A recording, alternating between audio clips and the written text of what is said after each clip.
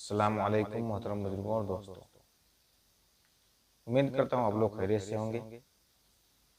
आज जो वीडियो मैं डालने जा रहा हूँ उस वीडियो का टॉपिक है ईरान में इस्लाम का इतिहास।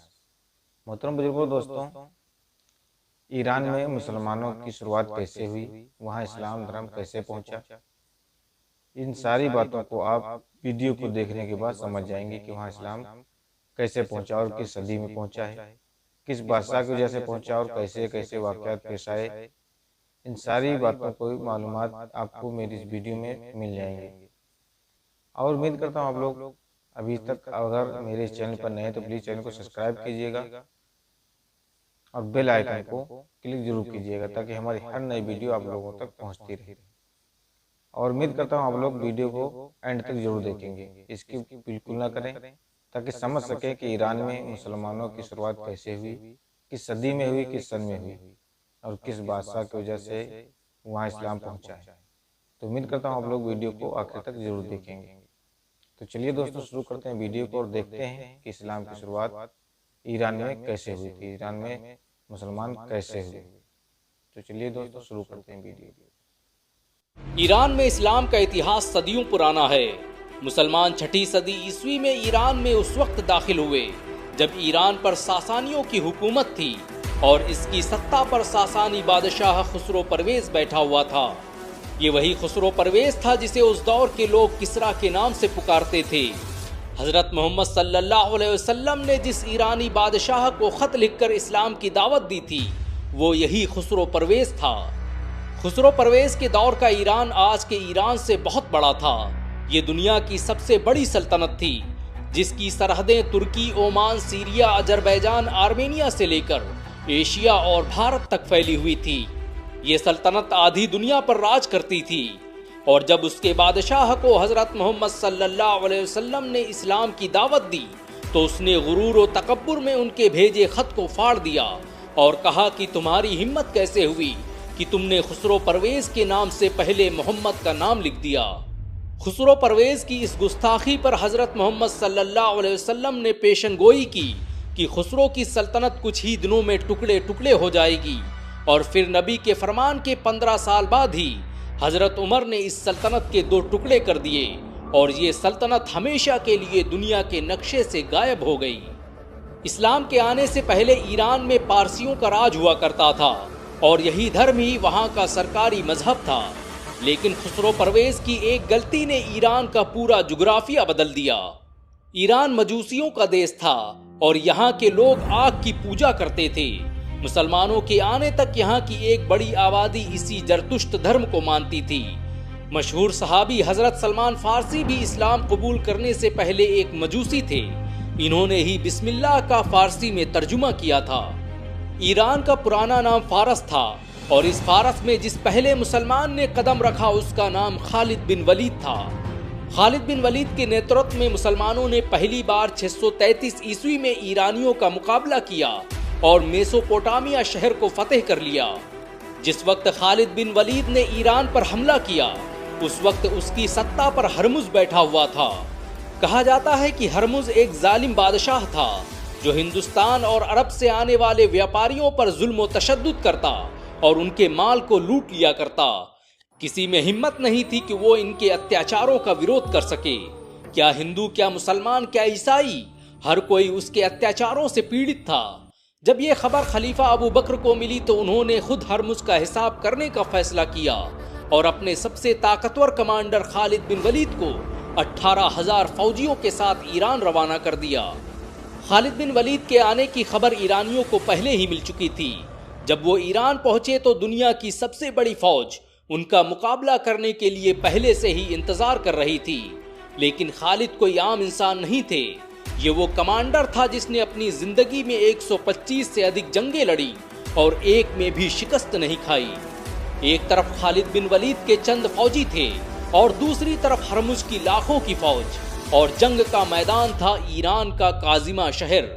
यही वो शहर था जहां पर मुसलमानों ने पर्शियन एम्पायर के साथ अपनी पहली जंग लड़ी और इस जंग को नाम दिया गया जंग सलासिल का। ये मानवा इतिहास की ऐसी जंग थी जो शुरू होते ही खत्म हो गई। सासानी बादशाह हरमुज ने खालिद बिन वलीद को चैलेंज किया कि अगर दम है तो अकेले मुकाबला कर। खालिद बिन वलीद ने अपने पहले ही वार में हरमुज का सर धड़ से अलग कर दिया। इस मंजर को देखकर ईरानी फौज में दहशत फैल गई और वो मैदान छोड़कर भाग गए। इस जंग ने फारस के लोगों में मुसलमानों की ऐसी दहशत बिठाई कि सालों तक कोई उनका मुकाबला करने को तैयार न हुआ। मुसलमानों ने इस पहली जंग में ही पर्शियन एम्पायर के परखच्चे उड़ा दिए और फिर जब 636 ईस्वी में हजरत उमर ने साद बिन वक्कास को विजय रथ देकर फारस की तरफ रवाना किया तो सासानी सल्तनत का हमेशा के लिए अंत हो गया। साद बिन वक्कास ने सासानी बादशाह यजगर्द सोम को ऐसी शिकस्त दी कि फारस में उसका नाम लेने वाला भी बाकी नहीं रहा। जिस फारसी सल्तनत को बैजेंटाइन एम्पायर भी खत्म नहीं कर पाया, मुसलमानों ने उसे चंद दिनों में ही मिट्टी में मिला दिया। मुसलमानों के 30,000 के लश्कर ने यजगर्द को जंगे कदसिया में न सिर्फ शिकस्त दी बल्कि उनके कमांडर रुस्तम को भी मौत के घाट उतार दिया। रुस्तम के मरते ही यजगर्द के लश्कर में अफरा तफरी फैल गई और ईरान में इस्लामी निजाम के नाफिज होने का ऐलान हो गया। मुसलमानों ने बड़ी आसानी से फारस की राजधानी क्रिस्फॉन को अपने कब्जे में ले लिया और फिर एक के बाद एक शहर फतह करते चले गए। हमले से पहले साद बिन वक्कास ने यजगर्द को दावत दी थी कि अगर वो इस्लाम कबूल कर ले तो मुसलमान अपनी फौज के साथ वापस लौट जाएंगे, लेकिन उसने जंग को चुना और फिर इसी जंग ने ईरान से 400 साल पुरानी सल्तनत का खात्मा कर दिया। इस जंग की फतह के बाद ईरान अब पहला गैर अरब देश था जहां पर इस्लाम सबसे पहले दाखिल हुआ। ईरान में इस्लाम को पहुंचाने में हजरत उमर का बड़ा योगदान रहा। उन्होंने न सिर्फ ईरान में इस्लामी हुकूमत कायम की बल्कि इस्लाम के प्रचार प्रसार के लिए वहां पर सैकड़ों मस्जिद और मदरसे कायम किए। ईरान के मजूसी अपनी सल्तनत के खत्म होने का जिम्मेदार हजरत उमर को ही मानते थे, क्योंकि हजरत उमर ने ही साद बिन वक्कास को ईरान फतेह करने के लिए फारस भेजा था। ईरान के आग पूजने वाले इन मजूसियों की नफरत का अंदाजा इसी बात से लगाया जा सकता है कि उन्होंने अपनी इस शिकस्त का बदला लेने के लिए हजरत उमर को भी शहीद कर दिया। हजरत उमर को शहीद करने वाला अबू लुलू एक फारसी ईरानी आतिश परस्त था। सन 650 के आते आते मुसलमानों ने पूरे फारस को फतेह कर लिया और पूरा ईरान इस्लामी खिलाफत का हिस्सा बन गया।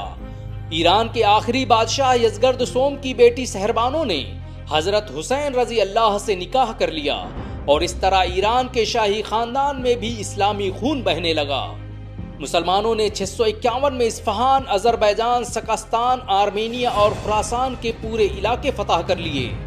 8वीं सदी ईस्वी में जब अब्बासी खिलाफत की स्थापना हुई तो उसने ईरान को तरक्की की बुलंदियों पर पहुंचा दिया।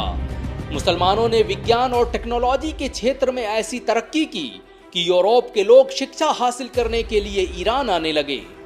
इतिहासकारों के मुताबिक 8वीं सदी तक ईरान की 25% आबादी इस्लाम कबूल कर चुकी थी और ईरान में बैठकर दुनिया के विकास की गाथाएं लिखी जा रही थी। 11वीं सदी के आते आते ईरान की 100% आबादी इस्लाम कबूल कर चुकी थी और यही वजह है कि कुरान का सबसे पहला तर्जुमा फारसी भाषा में ईरान के लोगों के लिए ही किया गया था। ईरान के बगैर इस्लाम का वो तस्वुर सामने नहीं आ सकता था जो आज पूरी दुनिया देख रही है। इसी ईरान में इमाम बुखारी, इमाम मुस्लिम, इमाम गजाली और इमाम अबू हनीफा जैसे उन आलिमों ने जन्म लिया जिन्होंने मुसलमानों के सोचने, समझने और देखने का नजरिया बदल दिया। आज पूरी दुनिया में इनके करोड़ों चाहने वाले मौजूद हैं। ईरान में ऐसे ऐसे वैज्ञानिक और ऐसे आलिम पैदा हुए जो आज पूरी दुनिया के लिए रहनुमाई का जरिया बने हुए हैं। इस्लाम ने ईरान में ऐसी जड़ें जमाई कि वो सदियों तक मुसलमानों के इल्म फन का मरकज बना रहा। इसी ईरान में मौलाना रूमी और बायजीद बस्तामी जैसे शायर पैदा हुए। इस सरजमी पर जाबिर बिन हय्यान, अल फाराबी, अल ख्वारिज़मी और अल बैरूनी जैसे साइंसदानों ने जन्म लिया, जिनकी लिखी किताबें आज ऑक्सफोर्ड जैसी यूनिवर्सिटियों में पढ़ाई जाती हैं। मशहूर सूफी बुजुर्ग शेख अब्दुल कादिर जीलानी और इमाम गजाली इसी ईरान के रहने वाले थे। जब पूरा यूरोप और पश्चिम अंधेरे में डूबा हुआ था तब ईरान के मुसलमान आविष्कार पर आविष्कार किए जा रहे थे और यही मुसलमानों का वो सुनहरा दौर था जिसे आज गोल्डन एज के नाम से जाना जाता है। 8वीं सदी ईस्वी से लेकर 17वीं सदी ईस्वी तक दुनिया में विज्ञान पर सबसे ज्यादा किताबें फारसी और अरबी भाषा में लिखी गईं। ईरान सैकड़ों सालों तक विभिन्न मुस्लिम सल्तनतों का हिस्सा रहा, इस पर सामानियों, सल्जूकियों, सफियों और गजनवी एम्पायर ने सालों तक हुकूमत की।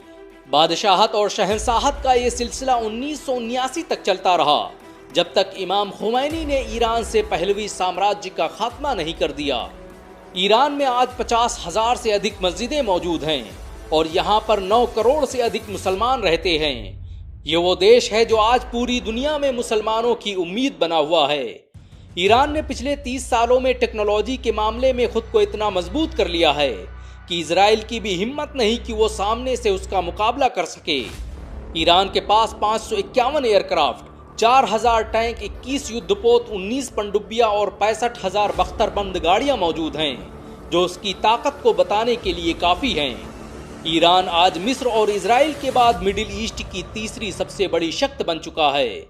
विरोधियों ने ईरान को खत्म करने की बहुत सी कोशिशें की, लेकिन वो आज भी सीना ताने दुनिया के सामने खड़ा है। न जाने कितने मंगोल आए, न जाने कितने बादशाह गुजरे, लेकिन ईरान को खत्म नहीं कर पाए।